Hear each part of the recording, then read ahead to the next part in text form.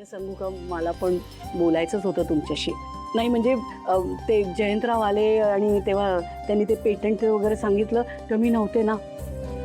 तुमचं इतकं कौतुक वाटतंय म्हणून सांगू. नाही म्हणजे बघा ना, वरद बरोबर सायन्सचं प्रोजेक्ट म्हणून जी गोष्ट सुरू झाली त्याच्यातून तुम्ही एवढी मोठी गोष्ट आणली. तो मला इतका अभिमान वाटतो म्हणून सांगू तुमचा. हे सगळं आठवडाभर खूप दगदग झाली आहे, थकवा आला असेल नाही? लक्ष्मी, ते प्रोजेक्टचं काम करताना थोडासा शीण जाणवला खरा, पण जेव्हा वरदचा चेहरा पाहिला ना, असा खुश आनंदी जेव्हा वरदला पाहिलं ना, तेव्हा सगळा थकवा, सगळी दगदग अशी फळून गेली. मला ना तुमचं हे यश साजरं करायचंय. काय करू? तुमच्या आवडीचं गोडाचं करू?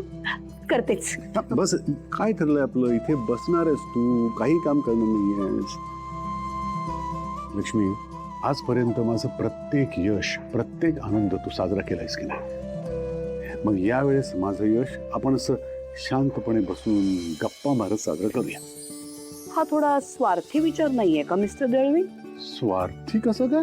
म्हणजे तुमचं यश जर तुम्ही मला साजरंच करू देणार असाल तर याचा अर्थ असा होतो की आप हमारे दिल का चैन चुरा लोगे, हमें रोना आ जाएगा. नहीं, रोना नहीं, क्योंकि आई हेट टीयर्स पुष्पा. अब लक्ष्मी,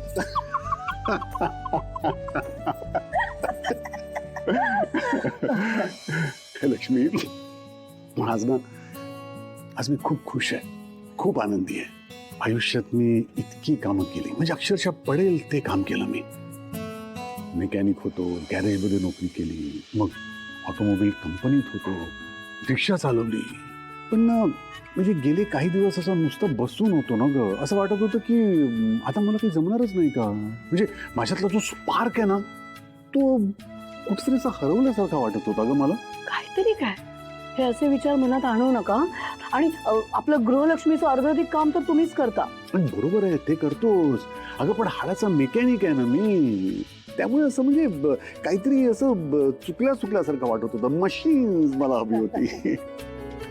आणि बरेचच्या प्रोजेक्टमुळे मला ती संधी मिळाली. खूप मजा आली मला.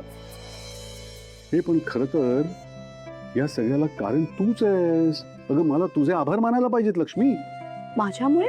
म्हणजे काय, तू मला घरून बाहेर जायचं नाही असं सांगितलं होतंस ना, त्यामुळे मला घरात थांबायला लागलं. म्हणून तर वरदचा प्रोजेक्ट करू शकलो मी, नाही तर कसं काय करू शकलो असतो सांग बरं.